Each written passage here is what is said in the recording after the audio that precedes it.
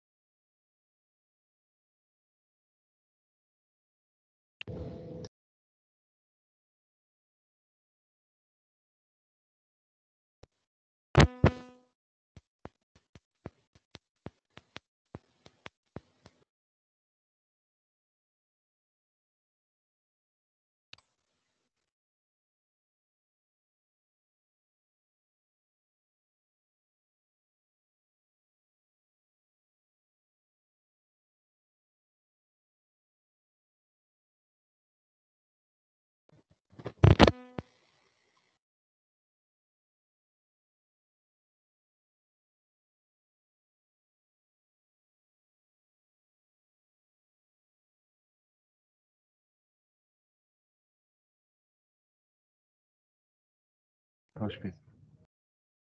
Là, ça veut dire.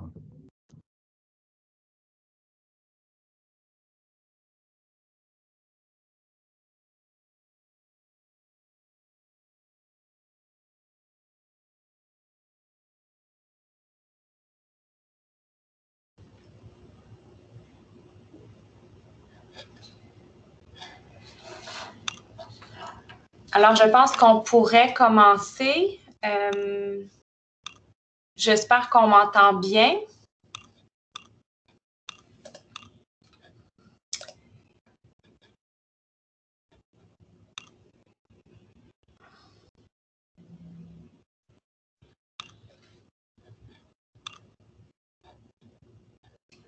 Est-ce que, Mélodie, tu peux me confirmer qu'on m'entend bien?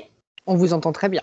Excellent. Alors, puis je ne sais pas si notre présentatrice voulait déjà partager son écran ou si tout va bien de son côté.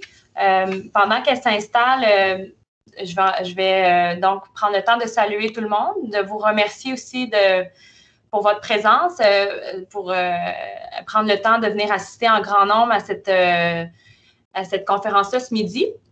Donc, la présentation d'aujourd'hui porte sur les soins de fin de vie.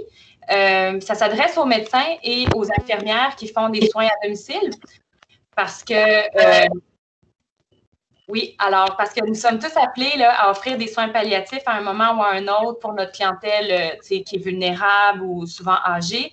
Puis, donc, à cause qu'on fait des soins à domicile, on est régulièrement appelés à prendre des décisions ensemble sur comment optimiser les soins de confort de nos patients.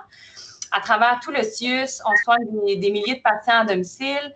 On en accompagne des centaines jusqu'au décès à domicile chaque année. Puis tous ces soins sont orchestrés par des nombreux médecins et infirmières, mais on n'a pas toutes les mêmes connaissances ni la même expérience en soins palliatifs. Donc, la présentation aujourd'hui, ça se veut une opportunité de parfaire nos connaissances sur les soins palliatifs, oui, mais aussi pour démystifier certains concepts avec les perfusions sous-cutanées qui malheureusement sont parfois perçus là, par certains soignants comme si c'était de l'euthanasie déguisée là, ou qui n'est vraiment pas le cas. Donc, pour les médecins là, qui se joignent à nous aujourd'hui, sachez que votre présence là, elle va être enregistrée puis que vous allez recevoir dans un deuxième temps un numéro d'activité pour pouvoir l'évaluer puis avoir aussi des crédits de formation. À la fin de la présentation, on va se réserver un temps de 15 à 30 minutes environ là, pour une période de questions. Donc, vous pourrez utiliser le chat pour envoyer vos questions. Puis moi, je vais les poser à notre conférencière là, à la fin. Alors, sans plus tarder, je voulais vous présenter la très inspirante Dr Marjorie Tremblay, qui s'est vue remettre tout récemment la médaille de l'Assemblée nationale pour son engagement et son apport significatif à la lutte contre la COVID-19. Dr Tremblay pratique les soins palliatifs depuis 18 ans. Elle a travaillé au CIUS du nord de l'île de Montréal, à domicile dans le territoire de Bordeaux-Cartierville pendant 17 ans. Elle est à la Maison de la Sérénité de Laval depuis 2015, dont elle est la directrice aussi. Et depuis l'année dernière, elle est au CIS de Laval en soins palliatifs à domicile sur tout le territoire lavallois. Elle est membre du Réseau québécois de recherche en soins palliatifs et fin de vie. Puis elle détient une formation avancée en hypnose médicale. Puis on est vraiment chanceux de l'avoir avec nous ce midi parce que c'est une conférencière qui est très souvent sollicitée et même à l'international. Donc, tout le monde, je vais vous inviter à fermer vos micros puis je vais lui céder la parole. Parfait. Merci beaucoup, Dr. Gaillardès, pour cette introduction. Est-ce qu'on m'entend bien? Oui. Parfait. Excellent. Donc, s'il y a quoi que ce soit pendant la présentation, Dr. Gaillardès, des problèmes techniques où on ne m'entend pas ou quoi que ce soit, juste m'aviser. Donc, sans plus tarder, je suis très heureuse d'être aujourd'hui avec vous pour parler des perceptions malheureuses des médicaments. Alors que les médicaments sont nos outils les plus importants et je vais vous expliquer un petit peu l'analogie que moi je fais pour en expliquer aux familles et aux professionnels qui travaillent avec moi. Donc, la conférence s'intitule « Les médicaments, lien de causalité ou un lien temporel ». Donc, les objectifs, c'est comprendre que les médicaments en fin de vie ne sont que du maquillage pour camoufler les inconforts. Comprendre le parcours des fins de vie, de la trajectoire 1 et de la trajectoire 2. Je vais vous expliquer là, c'est quoi ceux qui ne sont pas familiers avec les types de trajectoires de soins pour mieux prévoir les prochaines étapes afin de préparer famille et patients aussi et ajuster la médication. Connaître les avantages des différentes voies d'administration des médicaments en soins palliatifs à domicile, particulièrement parce que j'ai fait la conférence vraiment en lien avec les besoins du domicile. Particulièrement, on va parler des perfusions et des infuseurs. Les infuseurs, là, c'est la même chose que les biberons ou que les pompes élastomériques. C'est toutes des synonymes. Démystifier leur perception parce que, comme Dr. Gaillardès vient de le dire, malheureusement, ils ont souvent le dos large de bien des choses. Connaître la définition et les critères de la sédation palliative continue, je pense qu'il y avait un besoin là, de bien définir les concepts, puis un petit peu regarder ça ensemble. Donc, voilà. Donc, oui. Docteur Tremblay, oui, est-ce que vous aviez déjà commencé à partager votre écran? Oui, mon Dieu, ça ne suit pas? Moi, je ne le vois pas. Je ne sais pas, Mélodie, de ton côté, si tu vois son partage d'écran. Bon, fait que personne ne voit mon partage d'écran. Wow! Attends.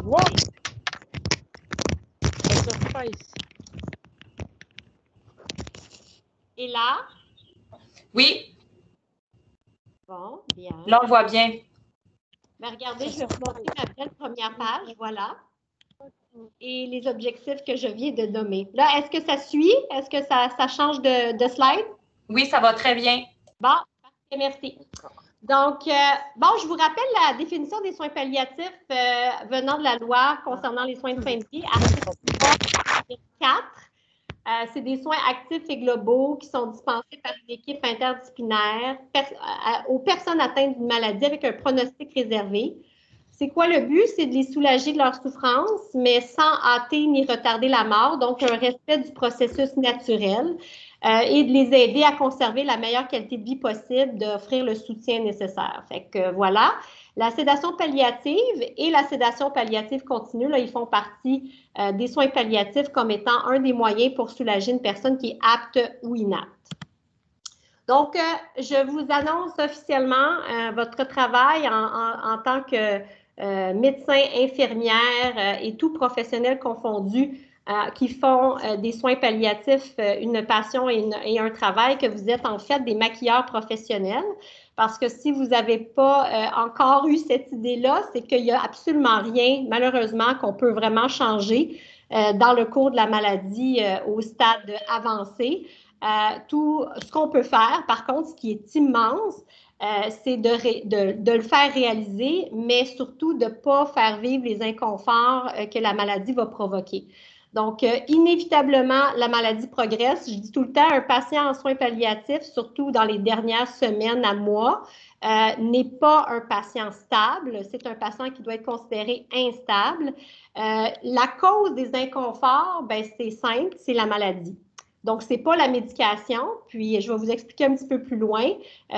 Bien sûr, je ne suis pas en train de dire que les médicaments ne causent pas d'effets secondaires, mais ça ne cause pas là, les inconforts qui progressent et tout ça.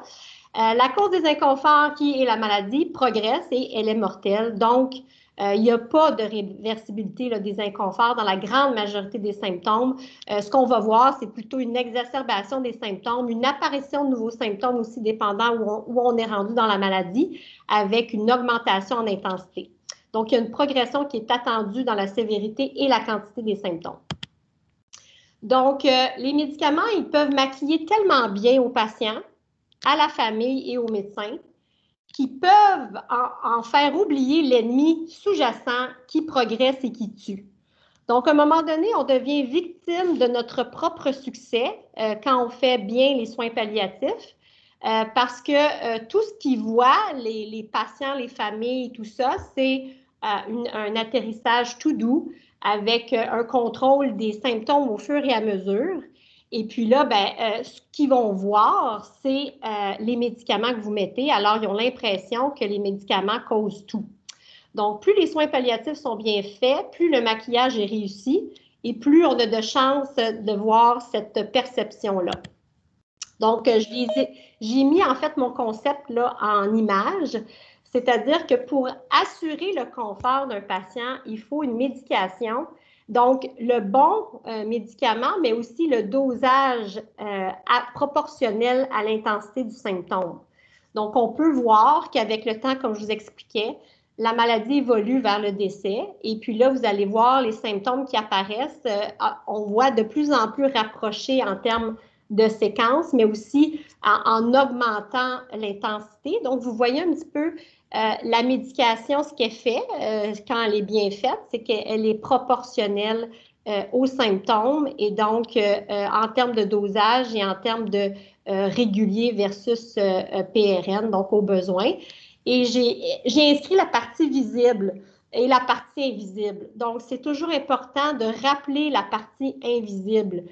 Souvent, je dis aux familles, si on pouvait ouvrir la tête de votre proche ou le corps de votre proche, on serait tous catastrophés là, parce que l'évolution de la maladie est très, très importante, puis pourtant, on ne voit pas grand-chose. Ce qu'on va voir, c'est les signes d'amaigrissement, le fait qu'il ne se lève plus, on va voir des signes, mais c'est tous des symptômes qui ne montrent pas l'étendue des dégâts que les maladies provoquent là, dans les corps. Donc, le fait que l'étendue de la maladie est invisible, la détérioration de l'état, là, c'est presque automatique s'il n'y a pas une bonne discussion qui est faite dès le départ. Elle va être attribuée aux médicaments, là, c'est presque... même le décès va être attribué aux médicaments là, si la conversation n'a pas été faite dès le départ d'une façon ouverte puis bien expliquée. Je vais vous expliquer un petit peu comment moi je procède là, pour essayer de justement éviter ça. Puis je fais tout le temps l'analogie avec si on donnait du Tylenol là, systématiquement à tous les patients moribonds, là, combien de temps vous pensez que ça prendrait pour que la population se mette à craindre le Tylenol? C'est juste pour dire... j'ai déjà connu une infirmière qui était en arrêt de travail pendant des mois parce que quand elle a été pour soulager un patient, elle a injecté une dose de scopolamine et le décès est survenu tout de suite après. Elle est restée avec l'impression que c'était elle qui avait donné la mort en injectant la scopolamine, alors que vous savez très bien que ce n'est pas le cas.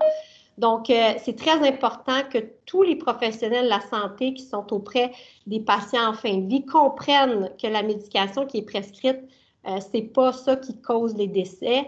Bien sûr, on s'entend, là, il faut une prescription appropriée, mais ce que je veux dire, c'est que les médecins, ils sont formés pour le faire, les infirmières aussi. Donc, tous les professionnels autour, en ayant l'expertise et tout ça, les décès sont provoqués par les complications qui sont sous-jacentes. Donc, si un patient décède d'une détresse respiratoire, qu'on donne le protocole, fait en sorte qu'il va rester confortable et ne vivra pas la sensation d'étouffer comme s'il est en train de se noyer. Donc, c'est très, très important. Et il ne faut pas lier le fait de donner avec le décès. C'est vraiment pas le lien de causalité, mais un lien temporel. Un processus naturel de fin de vie. J'aurais pu mettre plus de détails, comme souvent l'apparition des déliriums en fin de vie, parce que je trouve que c'est un enjeu extrêmement importants, surtout à domicile, qui sont sous-diagnostiqués, sous-traités, qui font des fins de vie là, vraiment horribles, avec souvent d'épuisement de la famille pathologique. Donc, peut-être que ça sera quelque chose qu'on prendra le temps de parler une autre fois, mais je voulais juste vous dire que l'importance du moment choisi pour la médication peut aider à la perception. Donc, c'est la même chose pour les injections. Vous remarquerez que souvent, on va avoir tendance à dire, bon, bien, tant que vous êtes capable de les prendre par la bouche, monsieur, on va faire ça comme ça. Puis, on commencera les injections quand on sera rendu là. Un peu la même analogie avec le diabète. Hein, on va dire, vous allez prendre vos médicaments par la bouche, les hypoglycémiants, mais là, vous n'êtes pas rendu à l'insuline, tu sais. Alors qu'on le sait très bien que des diabètes qui peuvent être contrôlés bien mieux avec l'insuline beaucoup plus tôt. C'est la même chose pour nous. Ce n'est pas une question là, de on est rendu là. Je trouve que on manque beaucoup d'occasions de commencer les injections. Exemple, je donne un exemple pour le symptôme de la dyspnée. Une dyspnée, c'est pas agréable, puis la médication par la bouche qui prend 30 à 60 minutes avant vraiment de faire un effet, là, un plein effet, je trouve ça très long pour quelqu'un qui est dyspnéique. Donc, moi, je demande à mes infirmières de dire aux patients, à la famille, de commencer les injections avec des entredoses sous-cutanées pour soulager le symptôme particulièrement de la dyspnée. On pourrait demander la même chose si c'est des douleurs extrêmement intenses, donc on n'a pas le 30 à 60 minutes de délai. Le patient, quand il commence, alors qu'il est dans un état général qui est relativement bien, qui marche, qui mange et tout ça, imaginez la perception que vous venez changer. C'est la même affaire avec une perfusion, c'est-à-dire que si on instaure une perfusion, imaginons qu'il n'est pas confortable et puis là, c'est une MPOC terminale et puis là, dès qu'il marche un petit peu, il y a vraiment beaucoup de difficultés, il n'y a pas d'endurance, il devient essoufflé rapidement, il désature, il est rendu qu'il ne peut plus rien faire. Des fois, on pense qu'avec une perfusion, on va limiter les déplacements des patients, mais il faut le voir autrement. Des fois, en mettant une perfusion, au contraire, on va être rendu à permettre aux patients d'endurer un effort un petit peu plus grand parce que la perfusion va être là avec un opiacé en régulier, en continu comme ça. J'appelle ça saupoudrer la médication. Avec un bon petit Versed aussi là, de base, ça fait des miracles. Et là, le patient, il reprend presque vie.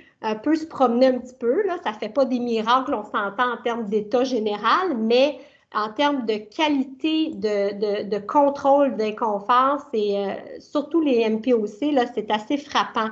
Donc, le fait de l'instaurer, pas au moment où est-ce que le processus naturel amène une altération de l'état de conscience, ça peut permettre une meilleure, en fait, une vraie perception de qu'est-ce qu'on fait. Si on fait coïncider la perfusion tout de suite quand tout va mal, et puis que là, après ça, effectivement, l'altération de l'état de conscience survient parce que la maladie était rendue là, c'est clair que notre perfusion va avoir plus tendance à se faire pointer du doigt, encore plus si on met les perfusions quelques heures ou quelques jours avant le décès. Donc, c'est sûr qu'il y a des situations, là, je comprends tout à fait, qu'on n'aura pas pu faire autrement.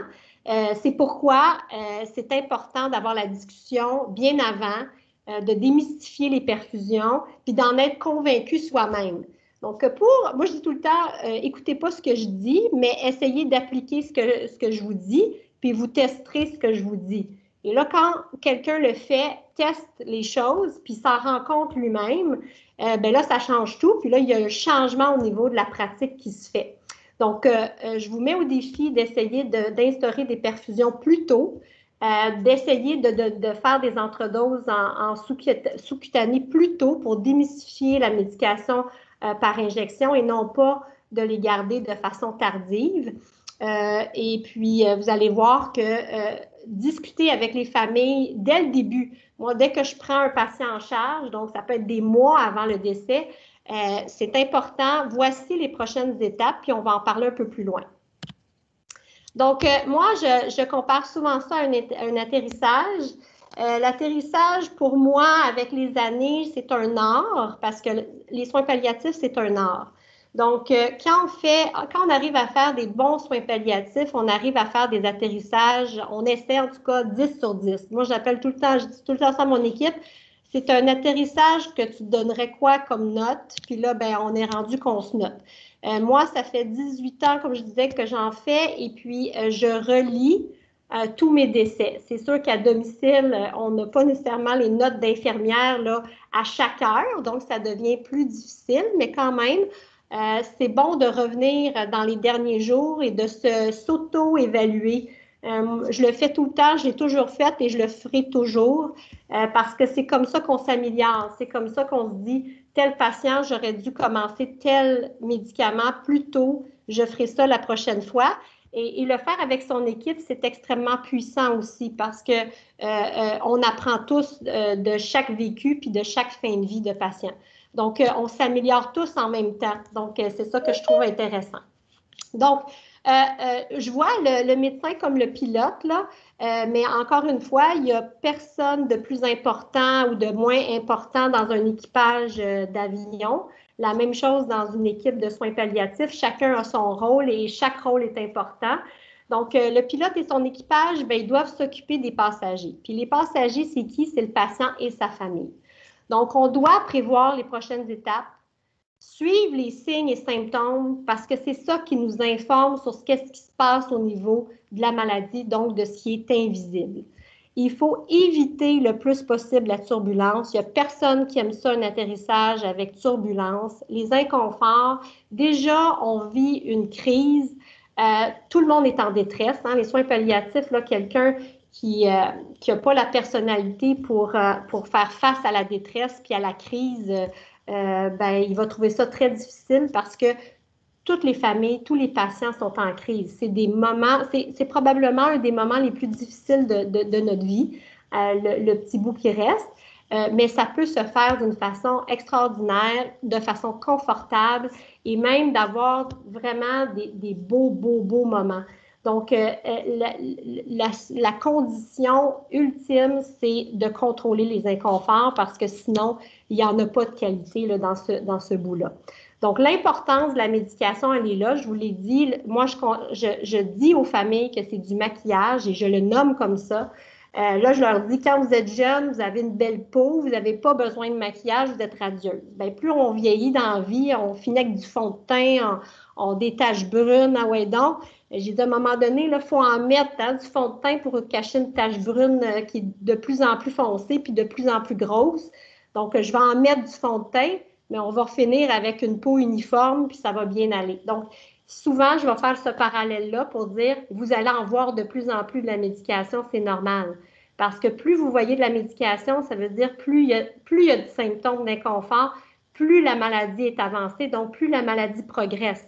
Fait que nécessairement, on s'approche du décès. Fait que quand c'est expliqué comme ça, puis qu'à chaque moment, je dirais, charnière de l'évolution, parce qu'on peut les voir, là, les changements d'état, on refait une conversation avec la famille, le personnel, tout le monde, pour dire on est rendu là, voici, je vous avais déjà annoncé qu'on était rendu là, que ça allait arriver. Donc là, les familles, c'est comme s'ils suivent le voyage. Donc, c'est important, quand on embarque dans un avion, bien, on veut savoir c'est quoi les étapes du voyage pour que le patient, famille puisse suivre puis mieux cheminer. Donc, pour allumer les consignes lumineuses, moi, j'appelle ça les moments charnières où est-ce qu'il faut avoir des conversations. Donc, vous vous imaginez qu'à la fin, quand on est dans les derniers jours, dernières semaines, on a des consignes lumineuses qui s'allument presque une fois semaine. Après ça, c'est une fois par jour. Puis après ça, c'est presque une fois à l'heure. Donc, c'est normal et c'est ça qui est important d'expliquer aux familles. Puis mon analogie d'un avion, je l'utilise aussi pour dire ça. Je vais vous allumer mes consignes lumineuses quand je vais vous montrer qu'on change d'étape ou qu'on est rendu là. Vous allez le voir vous-même de vos propres yeux. Donc ça fait toute une différence. Puis souvent, je vous dirais, c'est qui fait les diagnostics de délirium? Pour moi, ben, c'est les familles. Fait que si on explique c'est quoi, ils le savent tout de suite quand il y a un début de délirium. C'est très, très précis et ça fait toute la différence. Il y a une autre analogie que je fais beaucoup aux étudiants pour dire que l'ajustement de la médication, fait que donc c'est pas juste médicamenter, mais c'est de bien ajuster la médication. Il faut que ça se fasse au moment opportun. Il faut que ça se fasse aux bonnes doses, donc proportionnelles aux symptômes. Il ne faut pas avoir peur d'ajuster les doses en lien avec l'intensité du symptôme. Il n'y a rien de pire qu'une insécurité médicale qui ne fait pas les ajustements appropriés, qui reste avec un inconfort non soulagé. Pour moi, ça, c'est un échec. La bonne dose, c'est la dose qui va soulager le symptôme. Donc, ça prend des fois d'aller plus loin qu'on pense qu'on pouvait aller. Des fois, ça prend un mentor qui nous rappelle « Non, non, non, fais-toi-en pas. Là, tu es rendu à telle dose, il faut que tu augmentes. Voici comment tu peux faire et tout ça. » Des fois, ça prend un accompagnement pour sortir un petit peu de l'insécurité, là, parce que si on reste dans notre insécurité, ben, c'est le prix à payer, ça va être le patient qui va le payer. Donc, je fais souvent l'analogie avec si on ne fait pas bien le travail d'ajustement médicamenteuse, on va toujours courir après le confort, mais sans jamais le rattraper. Fait que ça s'appelle une fin de vie qui n'est pas un atterrissage 10 sur 10. Et vous allez pouvoir le constater si vous commencez à faire de la rétrospective de tout ce que vous avez fait. Vous allez remarquer qu'il est resté inconfortable jusqu'à la fin. Puis là, vous allez dire, qu'est-ce que je n'ai pas fait de correct? Donc, les trajectoires de soins, je trouvais ça que c'était important parce que je trouve que la façon d'aborder est différente. Puis même pour l'accès aux soins palliatifs, c'est tout un enjeu à cause de ça. Donc, vous le savez, les soins palliatifs, encore aujourd'hui, malheureusement, pour y accéder dans la plupart des programmes, il faut un pronostic en bas de 3 mois. Moi, je ne suis pas d'accord avec ce concept-là parce que justement, ça fait en sorte qu'ils nous les transfèrent tout le temps de plus en plus tard. Pourquoi? Parce que le pronostic, dans toutes les études, ça montre que les médecins, on surestime les pronostics. Donc, dites-vous que si vous pensez qu'il va vivre 6 mois, probablement que c'est la moitié ou c'est peut-être même 1 mois. Donc, imaginez si on met des 6 à 9 mois, on empêche un patient de rentrer dans un programme de soins palliatifs. C'est extrêmement dommage. Donc, ça, c'est peut-être le premier problème que moi, je vois dans l'organisation des soins. Mais au-delà de ça, juste par la trajectoire de soins. Comme vous pouvez voir, la trajectoire 1, c'est les patients atteints de cancer. On le sait, là, on est meilleur pour les pronostics parce qu'on a quand même une baisse assez radicale là, en fin de vie. Donc, c'est plus facile à suivre pour le pronostic. Les trajectoires 2, c'est nos maladies chroniques là, cardiaques, les pulmonaires, les insuffisants cardiaques, les MPOC. Eux, c'est beaucoup plus difficile, puis on le voit là, que l'accès est beaucoup moins important pour ces patients-là, parce qu'en fait, leur diminution, elle est graduelle et elle est ponctuée d'épisodes aigus. Où il y a vraiment une baisse importante, puis après ça, un retour, peut-être pas à l'état de base d'avant l'épisode aigu, mais quand même avec un retour assez intéressant. Mais on voit que ça descend, ça continue à descendre toujours. Puis souvent, malheureusement, ils ont des décès très, très rapides de complications aiguës, probablement plus que nos trajectoires 1. Donc, encore plus l'importance d'expliquer la médication, les soins palliatifs et tout ça, parce que malheureusement, quand ça se passe comme ça d'une façon extrêmement rapide, des fois, on voit le patient une journée après, on a commencé les médicaments parce qu'il est extrêmement inconfortable, mais en détresse déjà. Et là, ben, il décède peu de temps après qu'on a commencé tout ça. Et là, bien sûr, les familles vont faire absolument le lien entre ce que vous avez donné et le décès, alors que ce n'est pas le cas. Donc ça, c'est encore plus important quand on sait qu'ils ont des morts soudaines et de l'expliquer d'avance. La trajectoire 3, c'est nos troubles cognitifs, donc les personnes âgées avec atteinte là, cognitive. Donc, on voit que c'est vraiment une descente très, très, très, très, très lente, là, avec des complications, mais vraiment plus linéaires, là, vers le bas. Donc, la pertinence des suivis précoces, je pense que je ne suis pas la première à vous parler là, de l'approche palliative intégrée. L'idée, c'est le défi de l'implanter là, dans les maladies chroniques particulièrement. J'aime en parler parce que je trouve que c'est probablement le groupe qui en profiterait le plus parce que eux, dès le début de la maladie chronique qui est mortelle, c'est pas tout de suite que nécessairement un début de symptômes d'inconfort puis une atteinte de la qualité de vie, mais en tout cas, c'est plusieurs années. Fait que c'est pas comme le cancer où est-ce que des fois, on réserve ça peut-être dans les derniers mois. Quoique, dès qu'on a un diagnostic de cancer, je suis pour qu'on aille un médecin en suivi conjoint en soins palliatifs. Là, ça serait l'idéal. Là, on peut parler des enjeux de ressources et tout, là, mais je veux juste dire que ça serait la bonne chose à faire. Si on commence des symptômes d'inconfort, exemple pour une insuffisance cardiaque ou une maladie pulmonaire obstructive chronique, bien, imaginez si le pneumologue ou le cardiologue demandait le médecin de soins palliatifs, même celui à domicile à la limite, pour aller déjà commencer à parler aux patients, les connaître, dire, regardez, moi, mon rôle, c'est ça, c'est d'assurer votre confort. Tous les traitements et autres, ça va être encore votre cardiologue qui va le donner, c'est encore votre pneumologue. Moi, je suis là que pour assurer votre confort pendant toutes ces années-là. Donc là, imaginez toutes les années de confort qui sont perdues présentement, parce que vous le savez que présentement, la plupart des présentations de l'introduction des soins palliatifs, c'est plus que ce que j'ai mis en rouge, donc l'arrêt des traitements curatifs. Là, le médecin traitant pense aux soins palliatifs, nous le réfère, et après ça, ça dure quelques temps et il décède. Donc, pas étonnant que la perception et les mythes des soins palliatifs se perpétuent dans le temps. L'organisation des soins est malheureusement contre nous. Le défi des trajectoires 2, donc on se rappelle que c'est les maladies pulmonaires obstructives chroniques ou pulmonaires là, plus larges et les maladies cardiaques. Ils ont, comme j'ai dit, des pronostics plus difficiles à déterminer. Ils ont une phase terminale. Bien, la phase terminale d'une maladie chronique est difficile à admettre aussi. On a plus de difficultés à expliquer. Vous savez, votre cœur est extrêmement malade. Un cœur extrêmement malade, alors que ça fait des années qu'il vit avec un cœur comme ça, c'est très difficile à comprendre. Fait que souvent, je vais avoir tendance à comparer le cœur quand il y a des fractions d'éjection ou des stades terminaux à un cancer généralisé. Le mot cancer généralisé est extrêmement puissant. Je vous invite à l'utiliser autant dans vos cancers, parce que dès qu'ils sont en soins palliatifs, ils ont des cancers généralisés, je veux dire, ils sont tous métastatiques.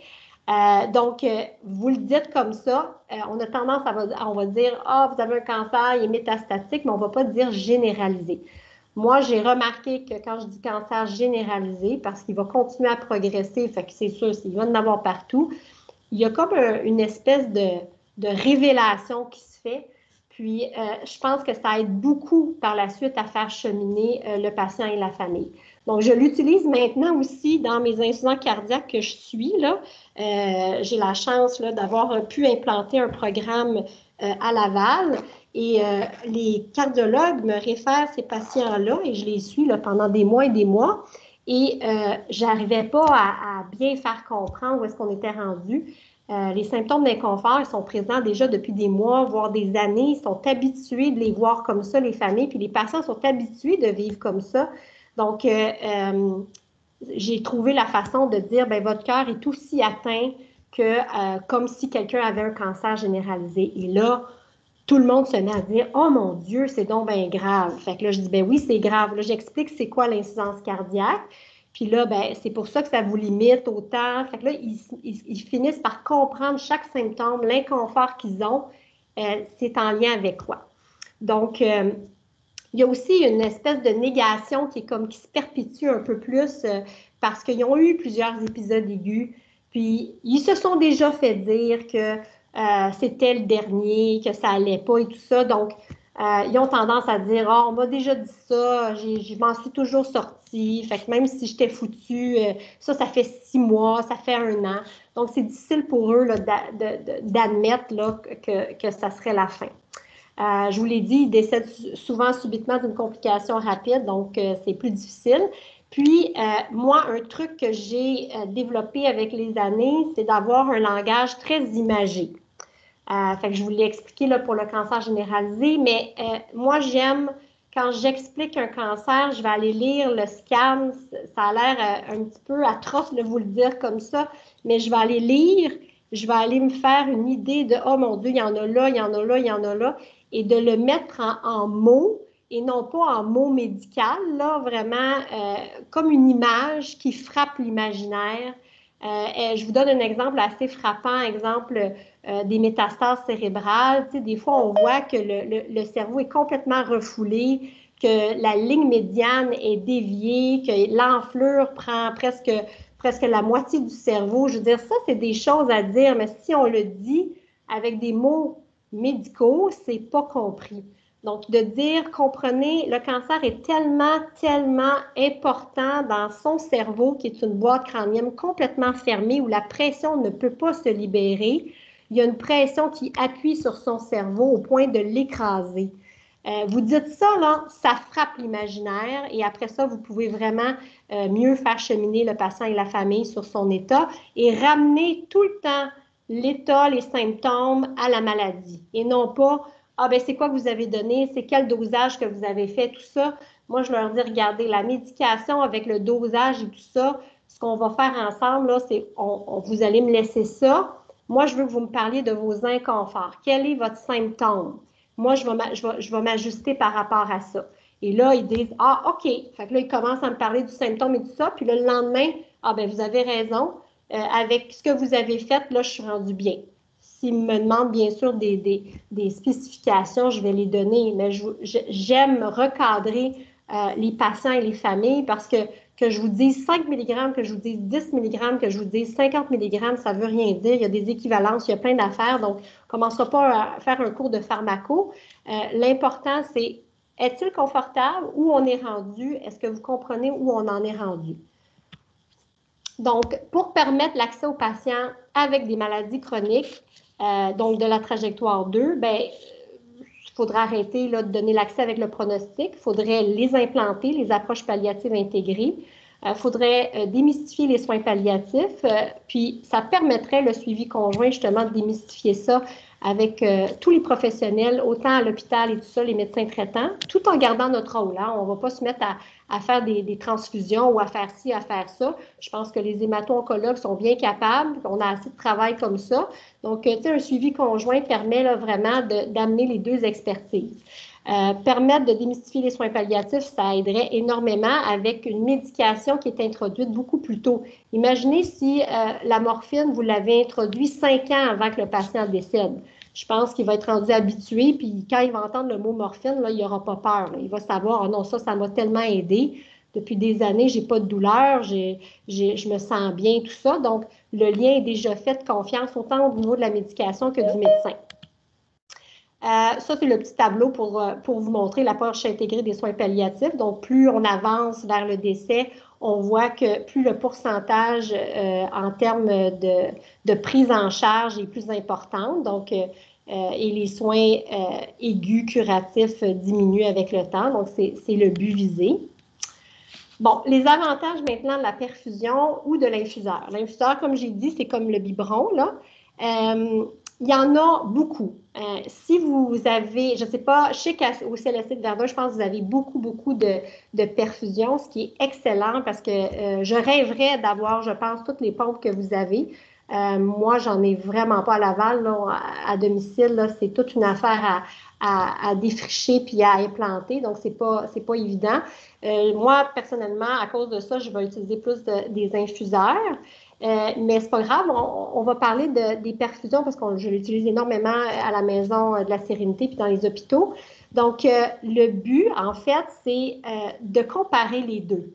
Fait que quand on utilise souvent l'intermittent régulier puis on utilise les perfusions, on finit par comprendre que la voie d'administration en continu est extrêmement plus efficace que l'intermittent régulier.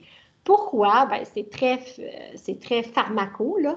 C'est-à-dire que l'intermittent régulier, il y a les désavantages d'avoir des pics plasmatiques avec des petits creux. Donc, c'est sûr que le pic va faire des effets secondaires, puis le creux, bien, il va faire des baisses dans le soulagement, donc souvent des entredoses qui apparaissent dans les creux. Alors que la perfusion en continu ou l'infuseur, c'est comme saupoudrer la médication sur 24 heures. Donc, exemple, des cas réfractaires de nausées. Vous pourriez avoir une dose d'aldol 1 mg sous cute TID. Puis là, ben, mettons, ça ne fonctionne pas. Vous dites, je ne vais pas augmenter à 2 TID. Je vais plutôt commencer une perfusion ou un infuseur.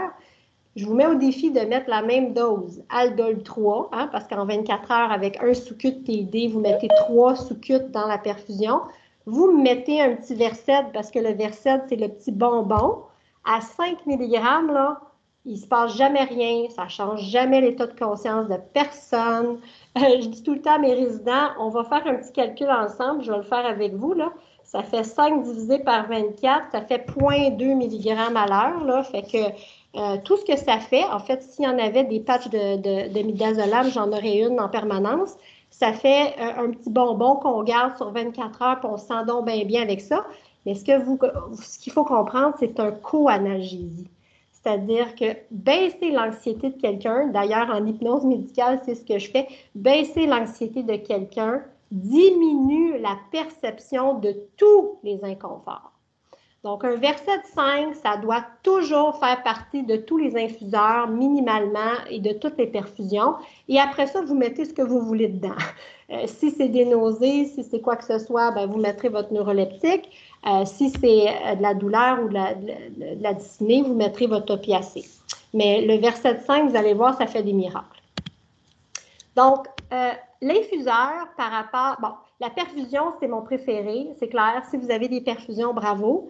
La perfusion, la grande force, c'est sa flexibilité en termes d'ajustement médicamenteux.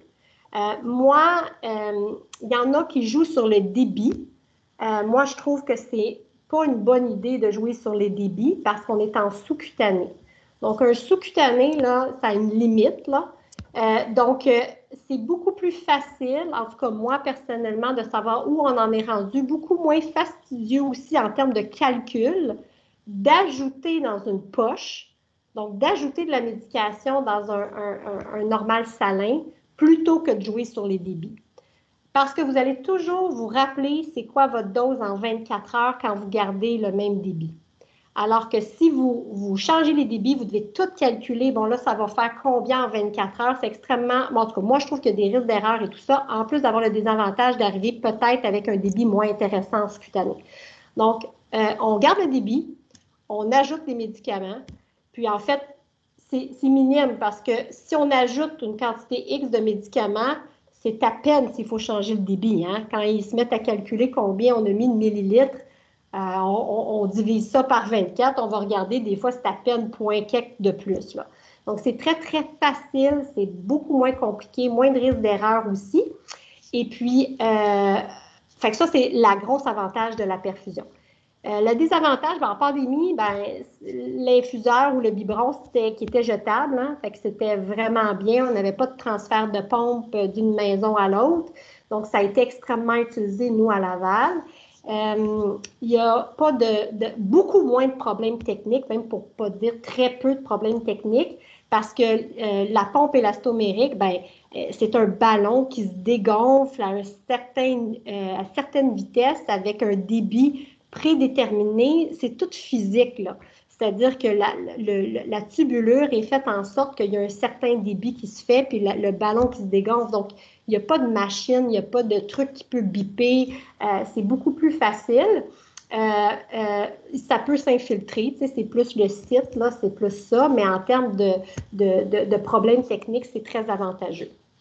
Gros désavantage de l'infuseur, alors qu'on en a besoin d'une flexibilité en soins palliatifs, parce que vous le savez, quand il se détériore, ça se détériore assez rapidement, puis des fois, on doit faire des ajustements rapides.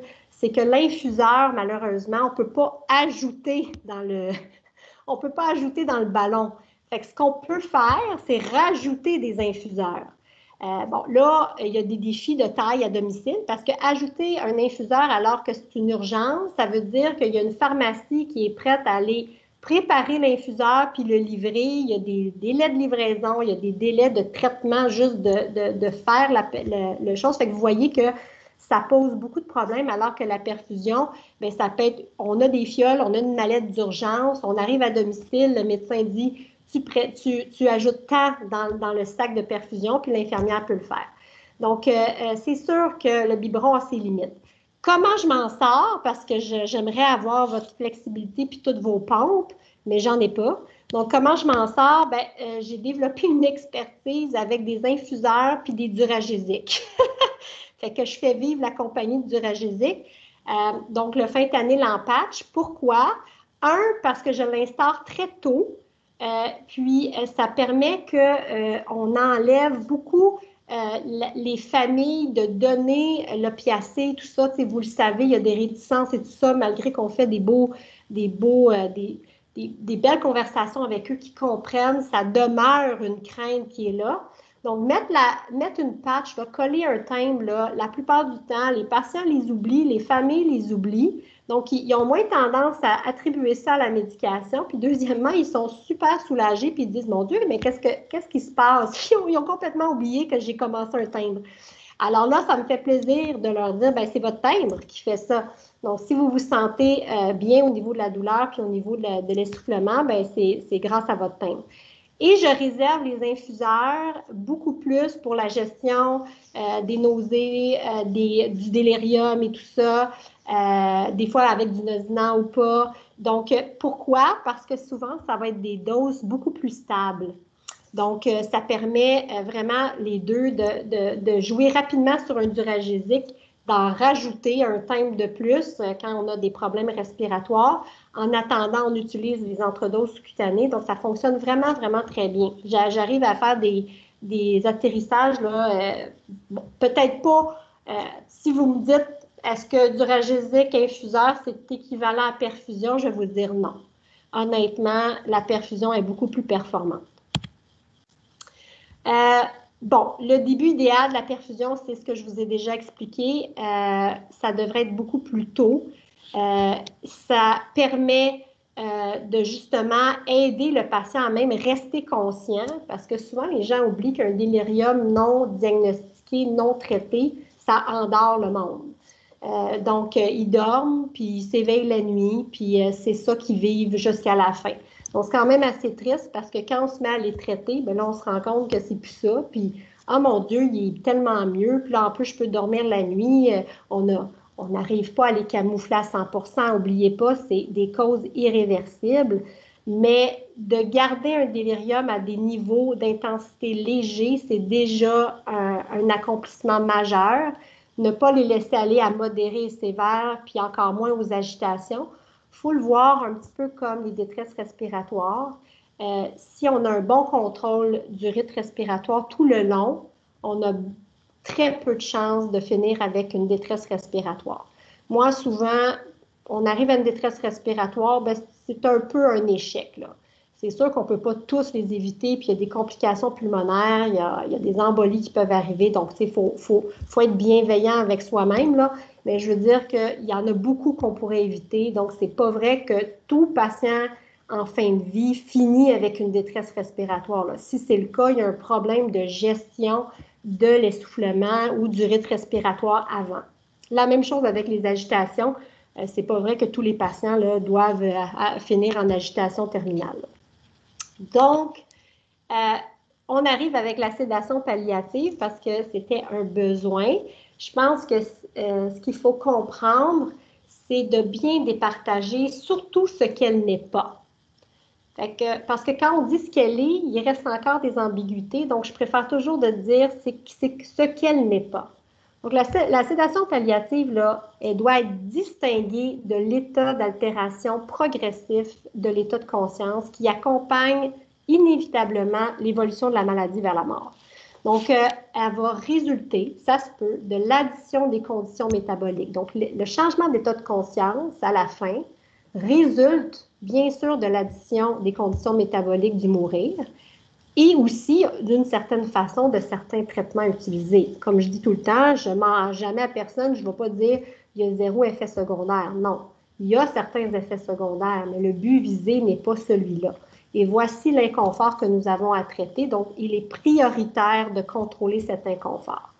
Donc, voici comment on va faire. Donc, c'est l'amalgame de le changement d'état de conscience par lui-même. Si on ne donnait rien à un patient et on le laissait décéder tout seul avec tous les inconforts, bien, inquiétez-vous pas, il va avoir une altération d'état de conscience, mais ça ne sera pas beau.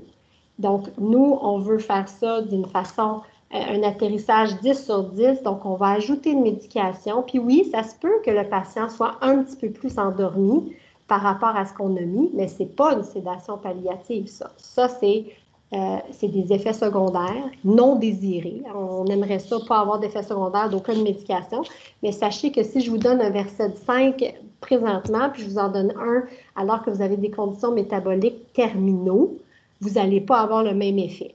Donc, c'est important à savoir. Est-ce qu'on va changer les dosages? Bien là, c'est à ajuster selon le traitement. Mais l'important, c'est que vous sachiez, si la dose n'est pas efficace, bien, il faut augmenter les doses.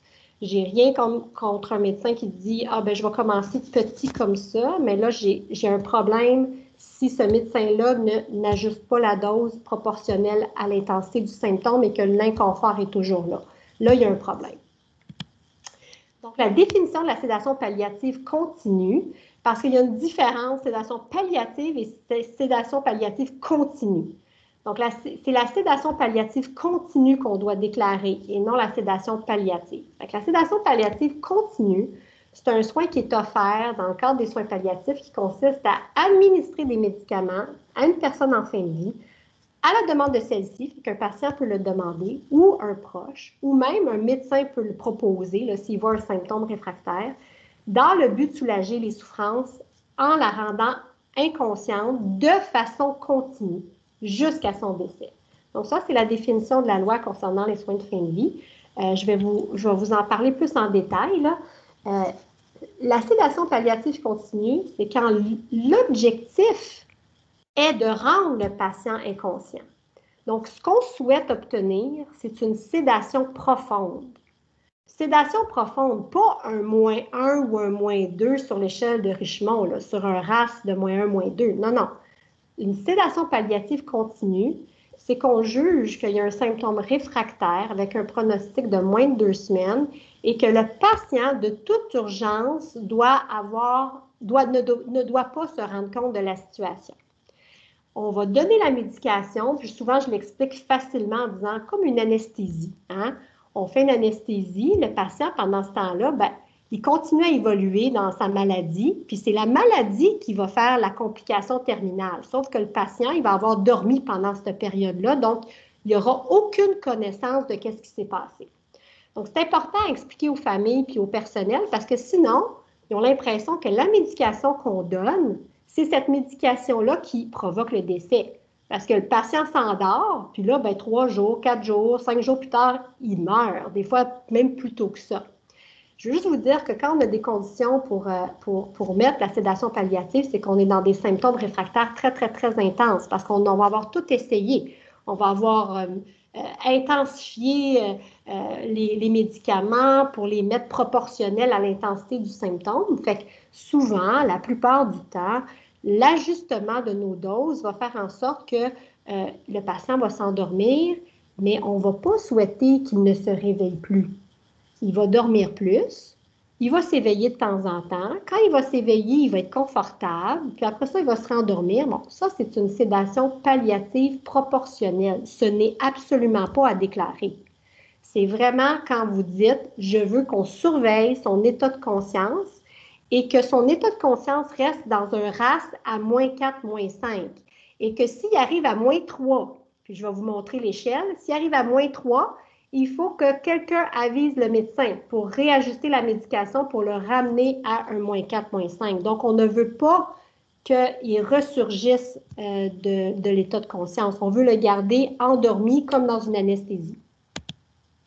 Donc, ça, c'est l'échelle de Richemont, juste pour qu'on parle tous le même langage. Là, souvent, on va dire, fais-moi un RAS de -4, fais-moi un RAS de -5. Bon, premièrement, si on demande une sédation palliative continue, il n'y a pas de RAS -1, -2, -3 là, comme objectif. Là. Ça ne fonctionne pas. Ce n'est pas une sédation palliative continue. Donc, quand on parle de sédation palliative continue, c'est qu'on veut une sédation profonde. Fait que vous voyez que c'est des RAS de -4, -5.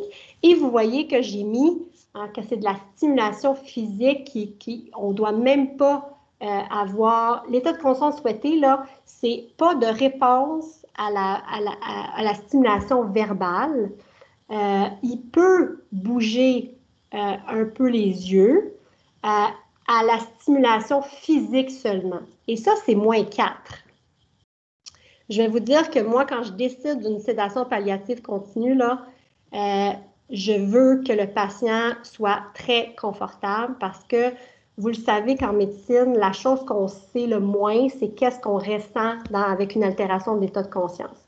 Je ne sais pas si vous avez déjà utilisé les méthodes pour vérifier les réflexes ciliaires, vérifier les soins de bouche, comment ils réagissent, mais ça surprend beaucoup de gens quand je leur explique ça, puis je dis, regarde, tu as un réflexe ciliaire encore très présent, tu as des soins de bouche, il réagit, tout ça. C'est un patient qu'on appelle stuporeux. Des médecins peuvent penser qu'il est comateux, il ne l'est pas du tout. Donc, ça, c'est la plus grande peur, en tout cas moi, comme médecin de soins palliatifs, parce que je me dis, ce patient-là, mon évaluation prend encore plus de temps parce qu'il n'est pas en mesure de me dire s'il est OK. Il n'est pas en mesure de me dire ses besoins et s'il est confortable. Donc, l'altération de l'état de conscience est un défi encore plus grand pour s'assurer du confort des patients. C'est pour ça qu'il existe des échelles comme l'RDOS pour les détresses respiratoires et tout ça. Donc, on doit savoir, le patient est-il confortable dans cet état-là. Donc, si vous souhaitez vous assurer d'une sédation profonde, que le patient, c'est sûr qu'il est confortable, bien, c'est sûr que allez-y avec des RAS de -5. Parce que là, vous vous assurez que quand vous touchez ou quand vous parlez, il n'y a aucune réaction. Donc, à ces niveaux-là, on le sait qu'il est confortable. C'est sûr que s'il ressurgit puis il va à -4, puis qu'il fait juste un petit mouvement des yeux et tout ça au toucher physique seulement, ça pourrait être acceptable puis qu'on n'aurait pas à ajuster la médication. Comme je vous dis, ça dépend du cas, ça dépend de tout, mais ça reste acceptable. Si le mouvement des yeux se fait juste à la voix ou de façon spontanée, ça ne fonctionne pas du tout, là. Votre patient n'est aucunement soulagé. Donc ça, c'est important à savoir, puis c'est important d'ajuster la médication. Bon, dans la littérature, la sédation palliative continue, malheureusement, elle a eu un terme qui s'appelait sédation terminale. Puis là, bien, ça a causé plein de confusion qu'on n'avait pas besoin, sincèrement, là, parce qu'ils l'ont appelé comme ça pour dire que c'est la sédation qu'on fait à la fin. Mais certaines personnes pensent que sédation terminale, c'est qu'on termine le patient. C'est comme une genre d'euthanasie déguisée. Puis beaucoup de gens pensent, ben, je comprends pas, l'aide médicale à mourir, tout ça, c'est comme, là, on a déjà la sédation palliative continue. C'est pas du tout la même chose, là. Donc, l'aide médicale à mourir, c'est vraiment, on donne la médication pour provoquer le décès. C'est ça de l'euthanasie versus la sédation palliative continue. On endort le patient en laissant le processus naturel se faire. Donc, je pense que ça, c'est vraiment à départager. Il y a un décès naturel d'un côté, puis de l'autre, ben, il est provoqué. Donc, si vous voulez avoir un vrai bon article là, qui va vraiment bien vous expliquer la sédation palliative continue en détail, moi, je trouve que c'est cet article-là. De l'European Association for Palliative Care. Ils font vraiment des articles extraordinaires. J'aime beaucoup les lire, puis les congrès. Je trouve que c'est des très hauts niveaux de soins palliatifs. Donc, je vous encourage à le lire. Pourquoi avoir recours à la sédation palliative? Et là, je parle pas juste de la sédation palliative continue, mais vraiment de la sédation palliative. Donc, la sédation palliative continue, on doit la déclarer, mais avoir recours à la sédation palliative, probablement, vous le faites régulièrement. Donc, pourquoi? Bien, c'est quand on a des symptômes réfractaires, donc qui ne répondent pas au traitement usuel.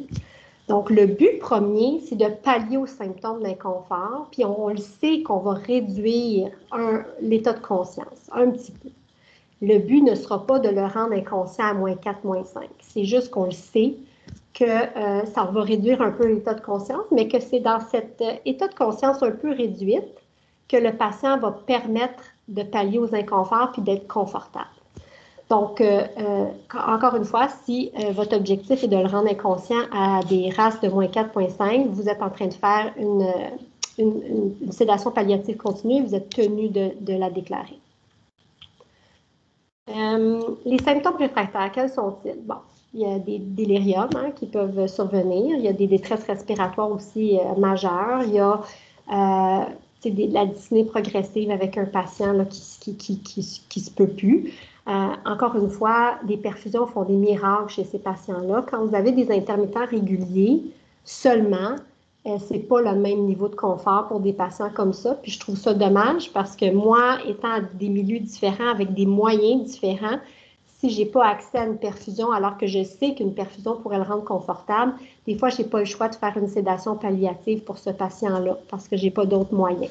Donc, c'est sûr que quand on le sait, on aime moins ça, mais en même temps, je me dis tout le temps, l'important, c'est d'assurer le confort de tous les patients dans les milieux et avec les ressources qu'on a. Donc, à un moment donné, il faut agir. Bon, les convulsions réfractaires, les douleurs intractables, des sécrétions bronchiques très, très abondantes, des détresses hémorragiques, des nausées réfractaires incoercibles, des détresses psychologiques existentielles, tout autre état réfractaire, là, il y en a plein d'autres. L'autre condition, c'est que le patient, pour une sédation palliative continue, il faut que le patient ait moins de 2 semaines. Fait que là, des fois, ça pose plein d'enjeux, puis là, le monde sont comme « Ah, mais là, je ne sais pas c'est quoi son pronostic, je pense que je ne peux pas la faire. » Inquiétez-vous pas, là. Si vous avez des symptômes réfractaires, puis que vous êtes habitué pour les gérer, puis que là, ça ne répond pas, il reste... Puis vous avez ajusté les doses, là, parlez-moi pas quelqu'un qui n'ajuste pas ses doses. Vous avez ajusté vos affaires, puis il reste réfractaire. Fait qu'on voit que la maladie, là, elle évolue tellement rapidement que ça fait juste comme des intensités épouvantables de symptômes. Je vous garantis que vous donniez ou pas, le décès est annoncé. Donc, quand on a une situation de symptômes réfractaires, arrêtez de vous embêter à savoir il reste combien de temps. Vous avez le signe là, juste devant vous, d'un décès proche. Donc, la seule exception, c'est la détresse psychologique. Parce qu'une détresse psychologique, ça peut être extrêmement souffrant. C'est extrêmement, extrêmement souffrant, mais ça se peut qu'ils ont plus que 2 semaines. Donc ça, je dirais que c'est mes défis là, en termes de conditions pour la sédation palliative continue. C'est plus ceux-là que je me pose beaucoup de questions. Puis la preuve, c'est que quand vous mettez un patient en sédation palliative continue, vous allez voir que le patient, le décès survient généralement après quelques jours. Pourquoi? Ce n'est pas parce que c'est votre médication que vous avez mis, c'est parce qu'il était vraiment à quelques jours du décès et c'était pour ça qu'il y avait des symptômes réfractaires. Donc, des sédations palliatives continues qui durent plus que 2 semaines, c'est gênant un peu, là. Hein? Parce que là, vous savez que le pronostic n'a probablement pas été très bien évalué. Donc, ça va être extrêmement rare que vous allez voir ça si le médecin a fait la bonne évaluation.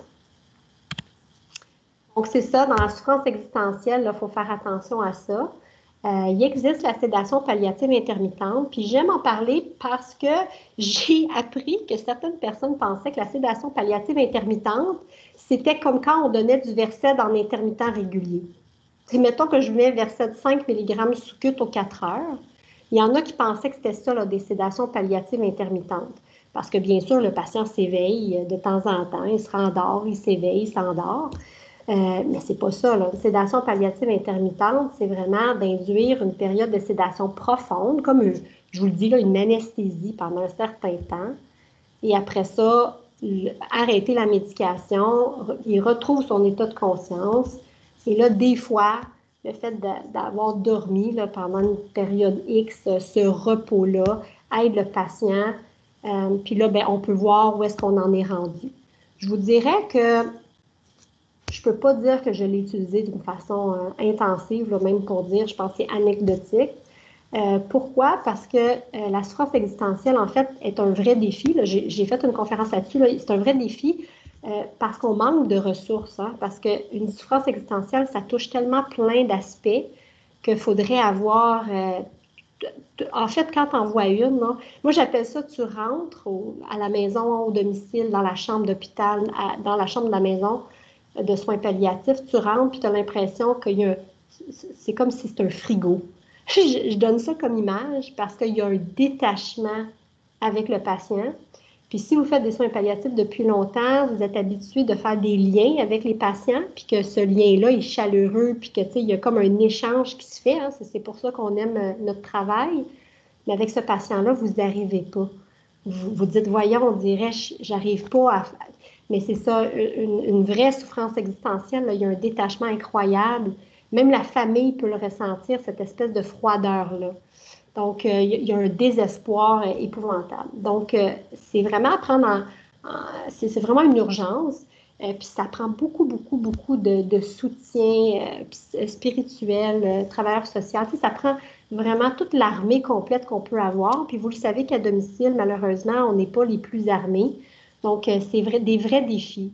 Les souffrances existentielles, souvent, ça va être des indications pour les rentrer, moi, à la maison de soins palliatifs. Je trouve qu'à domicile, on n'a pas assez de ressources pour ce niveau de souffrance-là. Donc, c'est pour ça, là, c'est pas facile. Mais beaucoup de patients, vous imaginez, demandent l'aide médicale à mourir quand ils ont des souffrances existentielles. C'est presque une des conditions les plus fréquentes de demande. Donc, une image vaut 1000 mots. J'aime beaucoup parler des dominos aussi. Là. Vous imaginez que j'ai plein de petites analogies. Là. Mon avion, là, c'est mes dominos. Fait que les dominos, c'est que quand on part une série de dominos, là, avez-vous remarqué qu'on ne peut pas les arrêter? C'est qu'un domino tombe sur l'autre, qui tombe sur l'autre, comme d'autres sur l'autre, c'est irréversible. Puis, ben, on ne sait pas combien de dominos il reste. Même nous, présentement, qui écoutons la conférence, on a tous un nombre de dominos.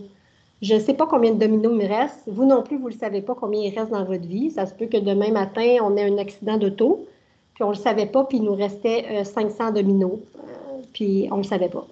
Donc, c'est important d'expliquer ça. Le nombre de dominos, là, on ne le sait pas. L'important, c'est de ne pas rajouter des dominos alors qu'on est dans un moment de vie où est-ce que c'est pas nécessairement la qualité ultime, mais on ne va pas en enlever non plus. C'est très important pour la plupart des patients de dire, là, vous n'allez pas me prolonger, le docteur, hein? Non, mais je vais vous soulager. Fait que je vais pas en enlever non plus, donc un processus naturel. Donc ça, c'est un peu la façon que j'explique avec les dominos. Et puis, il y a toujours une partie d'un patient conscient. Vous remarquerez que j'utilise rarement le mot inconscience parce que je déteste ce mot. Parce que c'est quoi l'inconscience? Bien, c'est ça. C'est pas de conscience parce qu'il en reste une. Donc, je vais toujours utiliser atteindre de l'état de conscience plutôt parce que dans ce domaine-là, il y a des sommités mondiales. Puis, je vous le dis, là, c'est extrêmement intéressant de savoir à quel point on peut entendre encore, on peut ci, on peut ça. Et le patient, il dort, là. Il a l'air complètement parti, mais il ne l'est pas. Donc, c'est pour ça que je vous dis faire très attention à ces patients-là. Puis peut-être que vous allez être rendu comme moi, que vous n'allez plus utiliser le mot inconscience, mais atteindre de l'état de conscience qui révèle un petit peu plus l'état actuel là, de la médecine. C'est d'ailleurs un chantier que je fais parce que j'ai un intérêt particulier pour cette phase-là. Donc, un symptôme réfractaire. Donc, un patient conscient qui développe des symptômes réfractaires, fait que ça, c'est la première condition, oui. Vous jugez que ce patient-là, avec une certaine médication qui, oui, va changer un petit peu son état de conscience, mais sans le rendre inconscient de façon continue, vous pensez que c'est approprié, bien, c'est comme si vous faites le petit pont qu'il a besoin avant d'arriver à l'atteinte naturelle de l'état de conscience par sa maladie. Fait que moi, j'appelle ça des ponts. Donc, ça arrive qu'on va mettre cette médication-là. Mais ça s'appelle une sédation palliative. Le patient va s'éveiller par moment, va se rendormir et tout ça, puis tout va se faire là, dans vraiment le contrôle parfait des symptômes et confortable. Donc, les RAS, ben, c'est -1, -2, -3. Je vais vous ramener à l'échelle de Richemont, là, si vous avez de la misère à vous rappeler c'est quoi. L'objectif, si c'est de rendre inconscient de façon continue, donc jusqu'au décès pour pallier aux symptômes, mais là, on ne parle pas d'une sédation palliative, on appelle ça une sédation palliative continue. Là, il faut s'assurer d'un pronostic de moins de 2 semaines et là, on veut un RASS de moins 4, moins 5 et c'est à déclarer. J'espère que j'ai réussi avec cette image-là à un petit peu résumer la différence entre les deux. J'ai fait 2 tableaux là, pour vraiment aider encore plus à départager parce que c'est comme, en fait, la sédation palliative continue, c'est juste une intensité plus profonde d'une sédation palliative. Tu sais. C'est une circonstance du temps et de moins de 2 semaines. Pardon? Il y a quelqu'un qui a son micro ouvert. Bref. Donc, la sédation palliative continue, comme je dis depuis le début, c'est un patient qu'on veut inconscient de façon continue. On ne veut pas qu'il émerge à des moins 3, moins 2, moins 1. On veut qu'il reste toujours à moins 4, moins 5. Donc, on demande une surveillance par l'infirmière et la famille à propos des signes pour nous montrer si il est toujours dans le bon niveau. Et il faut un pronostic de moins de 2 semaines. Donc, elle est continue. Il y a une surveillance qui doit être très accrue, surtout au début. Vous allez remarquer qu'une fois que la médication est installée, souvent, là, après ça, c'est juste la tachyphylaxie qu'il faut faire attention. Mais c'est pour ça qu'on n'ajoute pas, on ne fait pas une sédation avec des opiacés. On fait une sédation avec des benzos, puis on ajoute souvent le nosinant. Donc, c'est la combinaison des deux. Rarement, on va prendre juste le benzo parce que la tachyphylaxie fait en sorte que d'ici 24 à 48 heures, à la même dose, il va s'éveiller, puis il va ressurgir, puis vous allez avoir perdu l'effet du médicament. Donc, ce n'est pas à faire comme ça, mais on va en parler un peu plus loin. Donc, on évalue bien le patient, on s'assure que le RASS est moins 4, moins 5, et s'il n'est pas, on demande de nous aviser et on réajuste la médication à la hausse. Encore une fois, on ne hausse pas des opiacés. L'idée, ce n'est pas de faire un arrêt cardio-respiratoire, là, c'est une mauvaise pratique. Ce qu'il faut faire, c'est endormir les patients, donc c'est des sédations. Donc, on utilise des médicaments sédatifs, l'opiacé n'est pas pour sédationner. Donc, la thérapie palliative, sédation palliative sans être continue, comme je vous l'ai dit, c'est proportionnel aux symptômes. Donc, le patient est somnolent, il y a une sédation légère. Puis là, on aime ça parce que si on met un Versed régulier, un 5 mg SCUT, exemple Q4 heures, le patient, après la tachyphylaxie, après 24-48 heures, il va être aussi confortable, mais il va s'éveiller plus. Donc, ça, c'est super. Fait que là, on peut voir ça souvent, où est-ce que je vais dire aux patients, écoutez, aux familles, là, oui, il va dormir un peu plus. Je viens de commencer la médication, mais vous allez voir, faites-vous-en pas. Si c'est juste le médicament, demain ou après-demain, on va revoir qu'il va s'éveiller plus. S'il ne s'éveille pas, parce que c'est très important de dire les deux, s'il ne s'éveille pas, ce n'est pas la médication qui a fait ça, c'est que la maladie a progressé et donc, on s'attend à un décès bientôt. Fait que les familles, quand on leur explique, le lendemain, ils savent. S'ils voient le patient un peu plus éveillé, ben, ils disent « Oh, c'est une bonne nouvelle, il est rendu maintenant confortable, puis j'ai encore un petit peu de temps avec lui. » S'ils voient qu'il ne s'éveille plus, ben, ils vont savoir qu'est-ce que ça veut dire. Puis effectivement, souvent le décès, c'est 2-3 jours plus tard. Donc, on rappelle les conditions pour avoir recours à la sédation palliative, présence de symptômes réfractaires. On utilise des médicaments sédatifs, donc pas d'opiacés, là, ce n'est pas la place pour ça. Et selon le pronostic, si c'est une continue. Sinon, on ne s'en fait pas pour le pronostic, là, si ce n'est pas une continue. Donc, la sédation continue ne hâte pas la mort. Il y a plein d'articles là-dessus, vraiment, qui ont prouvé là, que la sédation palliative continue ne hâte pas la mort. C'est sûr qu'il faut avoir une certaine expertise. Si on met des médicaments au dosage, pas d'une façon adaptée, les patients peuvent faire des aspirations et décéder de ça. Parce qu'une sédation très, très profonde, mal faite, peut faire ça. Mais je vous dirais, le risque est beaucoup plus grand de ne pas ajuster les médicaments adéquatement pour des sédations qu'on veut à moins 4, moins 5. Ça, c'est horrible. Donc, laisser un patient entre deux eaux, là, comme on appelle, là, alors que c'est l'état de conscience qui devient l'inconfort, c'est horrible. Donc, c'est pour ça que je vous dis, si on est insécure ou on ne sait pas comment, on a peur, peu importe, ben, il faut aller vers des mentors, appeler quelqu'un qu'on sait qui a beaucoup d'expérience, se faire guider. Puis avec quelques cas, même pour ne pas dire plusieurs cas, on est rendu qu'on sait, tel patient, je mets telle affaire, puis tel autre, je vais mettre ça. Puis après ça, ben, c'est tout du cas par cas. Hein. On commence avec un certain dosage, puis on ajuste selon la réponse du patient. Tous les patients sont différents. Donc, il n'y a aucune intention de hâter la mort. Dans les perfusions non plus, en passant. Donc, c'est juste un lien temporel. Je vous l'ai dit, les trucs pour essayer d'éviter cette perception-là, mais de dialoguer beaucoup avec les familles, c'est très important. Le transfert de connaissances est important aussi, c'est-à-dire que le médecin va faire une première ébauche de tout ce que je viens de vous expliquer. Donc, tout ce discours-là doit être fait. Mais il faut que les infirmières, les travailleurs sociaux, tous les intervenants qui vont faire affaire avec le patient aient le même discours. Quand on est dans une situation de crise, vous remarquerez dans votre vie, si vous êtes en crise, vous allez poser la même question à plusieurs personnes parce que vous êtes tellement en crise que ça va vous rassurer que les gens disent la même chose. Si vous trouvez quelqu'un qui dit pas la même chose, la détresse repart. Donc, le but d'une équipe très chevronnée, c'est de savoir bien les concepts de base et d'avoir tout le même discours. Donc, imaginons que tout le monde, on dit la même chose, qu'on allume les consignes lumineuses au même moment, qu'on a expliqué les étapes jusqu'à la fin, comme si on voyait l'avenir. Parce que quand ça fait longtemps qu'on fait des soins palliatifs, on peut quasiment voir l'avenir. On va lire le cas, on va regarder les symptômes actuels, on va dire, il est rendu à peu près là. Bien là, je sais exactement qu'est-ce que je vais dire à la famille, les prochaines étapes de ce qu'ils vont être. Et là, la famille, toutes les journées qui suivent, vont voir ce que j'ai dit, que c'est vrai. Donc, imaginez la puissance que ça peut avoir, ça rassure beaucoup, puis ça indique où on est rendu.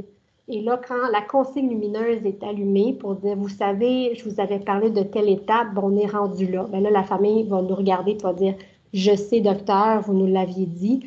L'infirmière vient de me le dire aussi qu'on est rendu là. Donc, il n'y en a pas de détresse de famille quand c'est fait comme ça. Fait que c'est assez beau de voir que quand l'équipage puis le pilote, on a tous les mêmes concepts, la même formation, le même niveau, les détresses de famille, on arrive facilement là, vraiment à les contrôler en grande majorité. Il restera toujours des exceptions aux soins palliatifs. Je veux dire, en grande majorité, là, c'est pas supposé d'être chaotique là, dans chaque cas. Là. Donc, pour juste des considérations, le médecin, il doit informer, si on fait une sédation palliative continue, le patient ou le mandataire. Il doit obtenir le consentement. Donc, si le patient est capable de le faire, c'est lui qui va signer lui-même et le médecin va signer en bas. Si le patient est inapte, ça va être le mandataire qui va signer, le médecin va signer. Donc, il faut aviser du caractère irréversible des soins, c'est-à-dire qu'on ne pourrait pas faire autre chose que ça, et de la durée prévisible de la sédation. Comme je vous dis, habituellement, on va dire moins de 2 semaines parce que c'était ça le pronostic qu'on devait avoir. Donc, on inscrit les symptômes réfractaires, puis bien sûr, on consulte l'équipe multi, comme je vous dis, quand on décide d'endormir quelqu'un de façon profonde et d'empêcher qu'il émerge, bien clairement, il faut un consensus, il faut que tout le monde pense qu'il n'y a pas d'autres options, ou en tout cas, que tout le monde a pu dire, bien, pourquoi on n'a pas essayé ça, pourquoi on n'a pas essayé ça. Encore une fois, je pense qu'il faut avoir un peu d'humilité, puis bien écouter chaque membre, puis aussi savoir que ce patient-là, oui, on veut essayer, mais en même temps, il y a urgence d'agir. Donc, ça serait bien dommage que là, on se tiraille, on ne sait pas trop. Pendant ce temps-là, le patient n'est pas plus confortable, puis finalement, il finit par mourir, puis on n'a comme pas agi, là. Donc, c'est sûr que c'est, comme on dit, prends ton temps, mais fais ça vite, là. Fait que c'est un peu ça, là. Donc, on doit être efficace, on doit savoir les étapes. Puis, encore une fois, un mentor dans toutes les disciplines est toujours le bienvenu dans ces situations-là. Ça, c'est les formulaires de déclaration de la sédation palliative continue à remplir parce que ça, il faut retourner ça au CMDP. parce qu'il y a un rapport annuel qui est fait là, par le PDG à la Commission des soins de fin de vie, puis il y a une surveillance qui est faite. Donc, en fait, ces formulaires-là sont quand même bien faits parce que tout ce qui est obligatoire de mentionner, ben, il y a une question là-dessus. Fait que dans le fond, vous n'avez pas vraiment à vous en rappeler, vous faites juste remplir un petit peu les raisons, la médication qui a été débutée et tout ça. Ça, c'est le formulaire de consentement qu'on fait signer. Donc, les types de médicaments pour la sédation palliative continue, je l'ai expliqué, ce n'est pas la place d'un opiacé. Ce n'est pas de la bonne pratique d'augmenter des opiacés pour arriver à endormir quelqu'un. En fait, tout ce qu'on va faire, c'est qu'on va faire un arrêt respiratoire, ce qui est vraiment pas des soins palliatifs, puis en fait, c'est pas légal. Donc, ne pas faire, si on ne sait pas faire des sédations palliatives continues, on n'arrive pas à les garder dans un RAS adéquat, il faut demander de l'aide. Donc, on demande de l'aide. Des fois, allez-y, les anesthésistes vont vous aider si vous n'avez pas une expertise soins pal. Des intensivistes vont vous aider. Je veux dire, eux autres, ils sont très, très habitués à faire ça. Donc, benzodiazépine, comme on dit, c'est toujours notre clé, mais toujours combiné avec des neuroleptiques, dont le Nosiman, pour ses propriétés sédatives.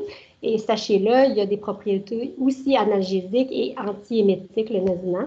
Donc, il est très intéressant. Fait qu'on le combine avec notre midazolam pour éviter justement la tachyphylaxie, parce que je vous le dis, si vous mettez du Versed, puis après ça, vous réajustez, vous allez être rendu avec des doses très, très élevées, puis un patient qui n'a pas un RAS adéquat. Donc, il faut vraiment combiner les deux pour obtenir une sédation appropriée puis de la maintenir. Moi, j'utilise souvent ces deux-là. Rarement, mais ça arrive, que je dois utiliser mon barbiturique. Fait que je vais utiliser du phénobarbital. On parlera de dose quand je vais montrer le tableau suivant, là. Mais je veux juste vous dire que moi, c'est ma deuxième ligne, disons, le barbiturique, ça fonctionne extrêmement bien. La scopolamine, je la mets d'emblée parce que quand on fait une sédation avec un patient, il faut prévenir les râles terminaux parce qu'ils ne protègent plus leur voie aérienne. Donc, s'il vous plaît, ce n'est pas quand les râles apparaissent qu'il faut commencer la scopolamine, c'est avant. Donc, vous allez remarquer que si vous appliquez ça, ben, vous en aurez presque plus de râles terminaux. Donc, on prévient les râles terminaux, puis de toute façon, la scopolamine a des effets sédatifs, donc on va utiliser d'autres récepteurs. Donc, combinaison très, très efficace, midazolam, méthylprazine et scopolamine, les trois ensemble. Souvent, une perfusion de Versed et de Nosiman avec un intermittent régulier de scopolamine. Donc, ça, c'est le tableau des doses recommandées en sédation palliative. Là, j'aime que vous regardiez parce que, voyez-vous, ils ont écrit sédation palliative. Ils n'ont pas écrit sédation palliative continue. Donc, il y en a des gens qui pensent que si je mets un 25 mg de Versed dans une perfusion, je suis en train de faire une sédation palliative continue, ce qui est totalement faux.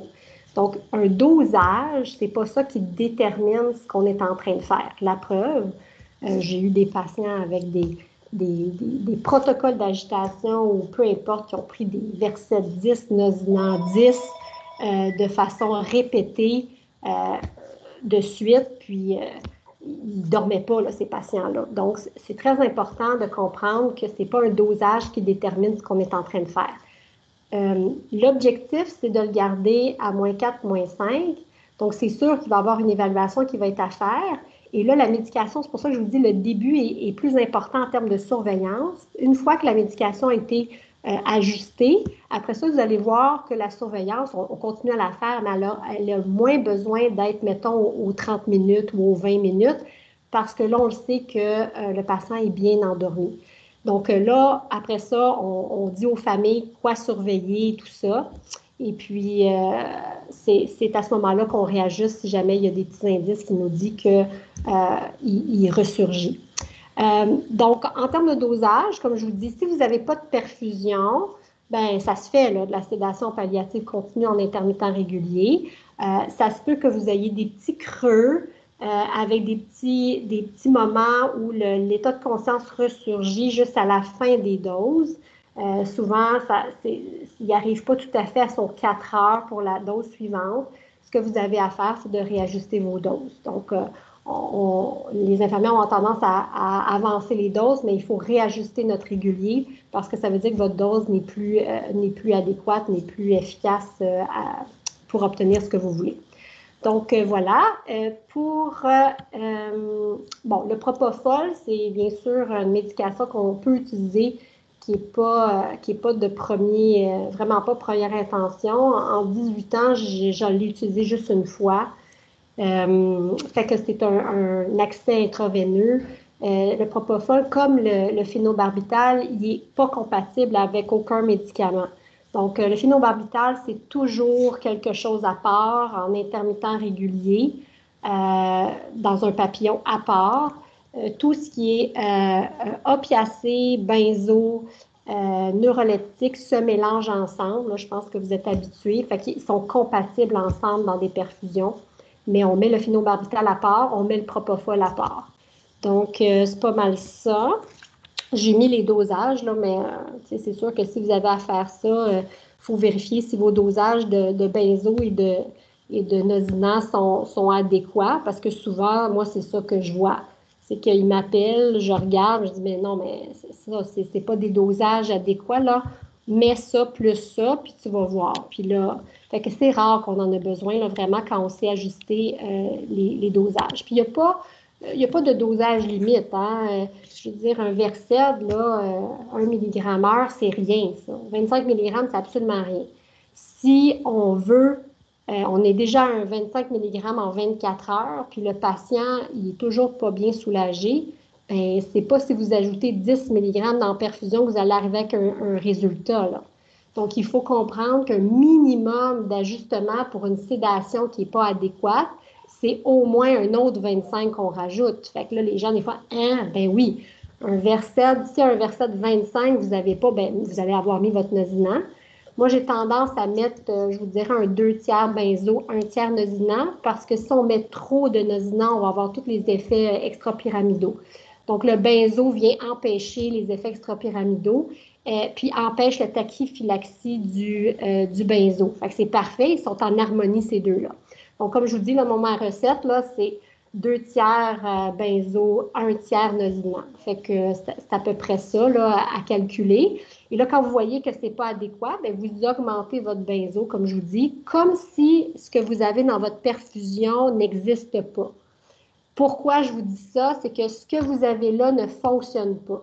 Donc, ce n'est pas en ajoutant une grenaille parce que vous, dans votre tête, vous regardez le 24 heures. C'est ça l'erreur. C'est que les gens vont avoir plus de facilité à ajuster les intermittents réguliers que les perfusions. On dirait que l'intermittent régulier, de passer je ne sais pas moi, de 5 à 10, ça va. Mais un 5, imaginons, Versed 5 Q4 heures, ça fait un 30 mg. Si vous passez à 10 mg, ça va faire un 60 mg. Puis, tu sais, ça on le fait beaucoup plus facilement. Là, vous dites ça, rajoute un 30 mg de Versed dans la perfusion. Là, tout le monde, ah, mon Dieu, qu'est-ce que c'est ça? Donc, c'est juste pour vous dire que c'est juste de la méconnaissance. Il y en a qui sont plus confortables à ajuster de façon intermittent régulier. Puis quand ils arrivent sur des doses 24 heures, c'est comme le chiffre qui fait peur. Donc, pour éviter tout ça, je leur dis, arrêtez de le regarder par chiffre de 24 heures. Dites-vous, qu'est-ce que je mettrais en intermittent régulier pour arriver à un confort avec ce patient-là? Faites x6, si c'est aux 4 heures, puis c'est ça que vous rajoutez dans la perfusion. Donc, là, ça fait toute la différence. Les résidents voient, mon Dieu, là, après ça, ils savent comment prescrire des perfusions puis les rendre confortables. Donc, ça fait toute la différence. Ça, c'est la surveillance d'un usager sous sédation palliative continue. Je trouve ça intéressant parce que pour le domicile, c'est un outil qu'on utilise pour qu'il puisse faire le suivi du RAS et tout ça.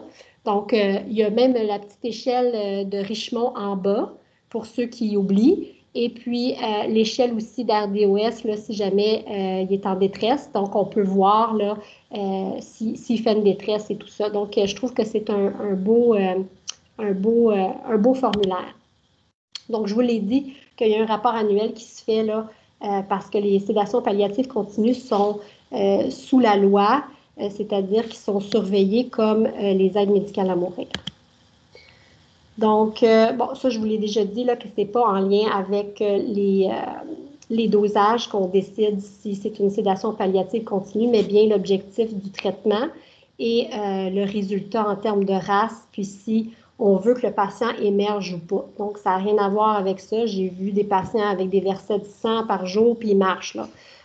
Des patients qui prennent Nosinant 20, verset de 25, puis il y avait un délirium sévère, puis il devient juste calme avec ça, bien éveillé, il mange et tout ça. Donc, je pense que le message que je veux vous donner, c'est oser. Si vous n'osez jamais, ben vous arriverez jamais à constater vous-même les choses. Si vous avez de la difficulté à oser, ben là, c'est là qu'il faut se pairer avec un mentor pour que cette personne-là nous dise « Ah, OK, telle situation, mets telle affaire, pour que vous, la confiance que vous avez avec votre mentor permet que vous osiez pour que vous puissiez voir l'effet sur le terrain. Et là, quand vous allez voir l'effet sur le terrain, vous allez être convaincu, puis après ça, vous-même, vous allez pouvoir devenir quelqu'un de sécurisé, puis pouvoir devenir un mentor à votre tour. Donc, je pense que c'est un petit peu ça, les soins palliatifs, là. On n'apprendra pas tout dans les livres, ça va toujours être un art, puis ça va toujours prendre... Je compare souvent ça à du karaté avec des sampais, là.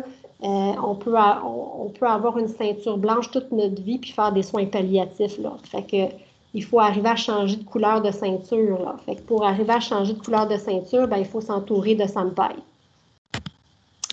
Voilà, terminé. Merci beaucoup, Marjorie. Dr. Tremblay, c'est vraiment intéressant là, tout le long de la présentation. Là, je pense que j'ai regardé, là, les gens qui étaient présents au début sont présents encore jusqu'à la fin, donc ça a captivé l'attention. Peut-être la seule chose qui est un peu malheureuse, c'est que je pense qu'on a vraiment explosé dans le temps. Là. Il est rendu 1h30, puis je ne sais pas si les gens vont avoir encore le souffle de construire pour quelques questions. Mais en tout cas, moi, j'ai retenu beaucoup de messages clés dans la présentation. Là, puis je me permets juste d'en soulever quelques-uns.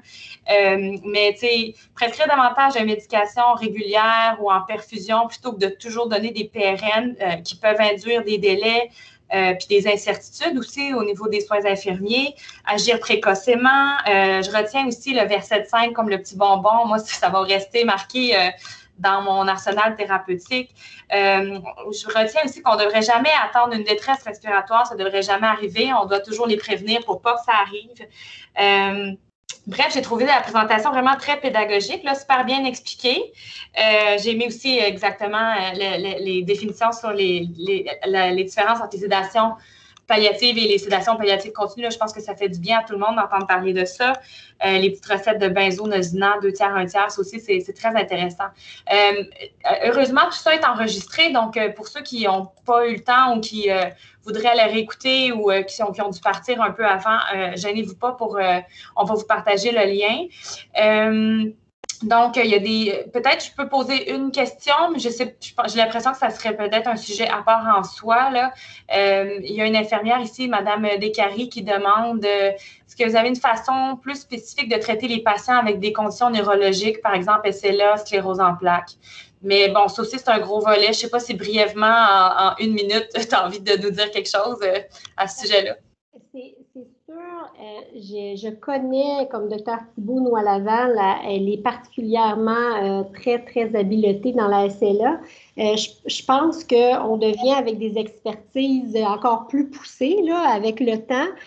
Certains médecins vont même dire « Ah ben moi, j'aime beaucoup tel type de pathologie », puis des fois, ils sont rendus que les médecins les réfèrent plus à eux. Mais en général, c'est sûr qu'on s'entend, là, des détresses respiratoires ou des problèmes de poumons, ça reste les mêmes recettes. Là. Je pense que c'est juste de connaître un petit peu plus la maladie, plus en profondeur. Ça permet juste de prévenir encore mieux les choses. Plus on a de connaissances sur les pathologies, plus on prévient les prochaines étapes, donc plus on fait des atterrissages à 10 sur 10. Je pense que c'est ça la différence entre un médecin de soins pal qui ne connaît pas la SLA puis qui commence avec les SLA versus quelqu'un qui en a fait beaucoup. La différence va être comme ça. Mais le médecin qui commence, ben, il va peut-être avoir le goût d'être avec un mentor, puis en même temps, peut-être qu'il va faire ses classes avec les patients. Hein. Les patients sont nos élèves. Le message que je veux que vous reteniez, c'est ne laissez pas l'insécurité aller empêcher les conforts des patients. Parce que je pense que c'est ça, malheureusement, le plus grand obstacle aux soins palliatifs. C'est que, puis les infirmières, tous les professionnels de santé, moi, j'aime ça quand ils sont comme des petits chiens de garde, là. Je les aime. Ils vont me dire, Docteur Tremblay, ça ne fonctionne pas. Et je vais dire, d'accord, qu'est-ce qui ne fonctionne pas? Et là, c'est mon travail que ça fonctionne. C'est pour ça que je veux dire, c'est qu'on ne doit pas se sentir challengé ou des fois, on peut mal le prendre. Au contraire, là, on travaille tous pour le patient. Fait qu'une infirmière qui ne voit pas son patient confortable, là, elle n'a pas les outils qu'elle a besoin des mains pour agir. Fait qu'imaginez son impuissance. Fait que moi, je trouve ça juste normal qu'elle vienne vers nous pour dire « Donne-moi les outils que j'ai besoin ». Puis peut-être, je finirai avec une dernière question. En ce qui concerne la sédation palliative continue, quels sont les indices à considérer pour assurer la surveillance infirmière en regard du soulagement de la douleur? Il y a plusieurs échelles ou grilles de monitoring à compléter, ce qui est indiqué de mesurer les signes vitaux. Voilà. Alors, ben, c'est ça, mais je vous réfère au formulaire que je vous ai montré. Parce que c'est pas mal ça qu'on fait. Fait qu'on va souvent regarder le pouls, mais on ne fera pas la pression. Vous comprenez, il y a des choses comme ça. On ne fera pas la saturation. Si vous avez un formulaire comme ça, ça va être plus facile pour tout le monde de s'entendre sur c'est quoi qu'on surveille. Parce qu'un patient qui est bien endormi, comme les anesthésistes vont vous le dire, s'il devient tachycarde, il y a un problème. Ils surveillent la tachycardie pour savoir si le patient est bien sédationné. Fait que c'est la même chose pour nous, là. On est comme des petits anesthésistes à ce moment-là, là, en sédation palliative continue. Bon, ben c'est très bien. Fait que je pense que, en tout cas, moi, je suis vraiment soufflée là, par cette présentation-là. J'ai trouvé super intéressante, enrichissante. Je trouve que c'est très généreux aussi de ton temps, toutes les explications. C'est très, très pédagogique. Fait que oui, la présentation va vous être envoyée à tout le monde par courriel par la suite. Puis pour que vous puissiez la réécouter puis la partager, pour qu'on continue en fait de faire des soins palliatifs une bonne pratique, puis qu'on puisse s'inspirer des meilleures pratiques, dont celle dont l'expertise qu'on a eu la chance d'avoir aujourd'hui du docteur Tremblay. Fait que merci beaucoup encore une fois. Puis je pense qu'on pourrait se dire au revoir là-dessus, puis de souhaiter à tout le monde une bonne continuité puis de faire des soins palliatifs une mission prioritaire, là, puis de continuer de donner de vouloir s'améliorer tout le temps dans cette voie-là. Exactement. Puis j'espère qu'on va réseauter davantage. Je trouve qu'on est très seuls à domicile dans nos petits villages, là. Fait que moi, je verrais ça d'un œil très positif qu'on ait des échanges quand il y a des formations que vous faites ou que nous, on fait. De se connaître et tout ça, ça aide aussi, là. Ça peut juste s'améliorer. Donc, je lance l'appel. C'est entendu. Mais merci encore une fois infiniment. Puis merci à tout le monde qui ont participé. Bonne fin de journée à tout le monde. Merci. Merci.